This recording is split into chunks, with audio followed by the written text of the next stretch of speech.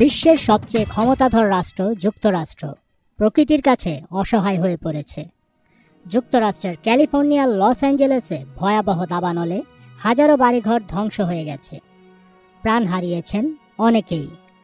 আগুন নিয়ন্ত্রণ করতে নিরলস পরিশ্রম করে যাচ্ছেন দমকল কর্মীরা, কিন্তু আদতে তাতে তেমন কোনো লাভ হচ্ছে না। উল্টো দাবানলের আগুনকে আরও উস্কে দিচ্ছে ঝোড়ো বাতাস।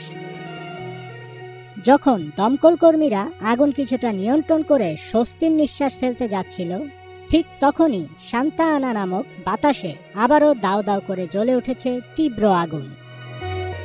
যুদ্ধবিধ্বস্ত দেশের মতো ধ্বংসস্তূপে পরিণত হয়েছে লস অ্যাঞ্জেলেসের অধিকাংশ জায়গা, যা দেখে অনেকের হয়তো ইসরায়েলি আগ্রাসনে বিধ্বস্ত গাজার চিত্রে ভেসে উঠছে চোখের সামনে, যে আগ্রাসনে সমান ভাগীদার যুক্তরাষ্ট্র।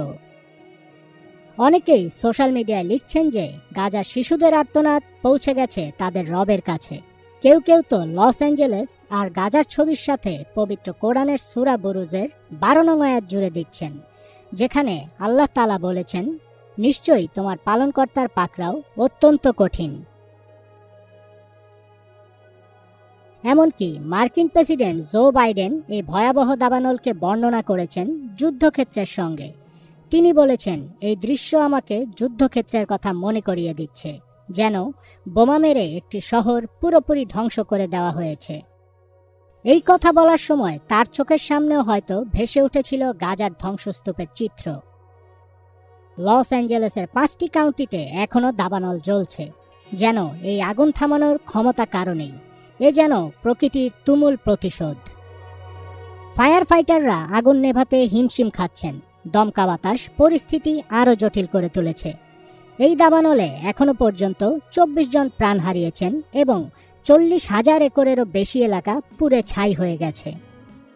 অন্যদিকে ইসরায়েলের বোমা হামলায় প্রতিনিয়ত জ্বলছে গাজা, সেই সাথে পাল্লা দিয়ে বাড়ছে হতাহতের সংখ্যা। ইসরায়েলের হামলায় গাজায় নিহতের সংখ্যা 46,600 জন ছাড়িয়েছে। গাজা যেমন জ্বলছে, ঠিক একই চিত্র দৃশ্যায়িত হচ্ছে 5,500 মাইল দূরের আরেকটি শহর লস অ্যাঞ্জেলেসে। দাউ দাউ করে জ্বলছে আগুন, কালো ধোঁয়ায় ছেয়ে গেছে আকাশ, চারিদিকে সাইরেনের শব্দ আর আতঙ্কিত মানুষের ছোটাছুটি। ইতিহাসের সবচেয়ে ভয়াবহ দাবানলে পড়ছে বিনোদন জগতের কেন্দ্র হিসেবে পরিচিত আমেরিকার ক্যালিফোর্নিয়া অঙ্গরাজ্যের এই শহরটি।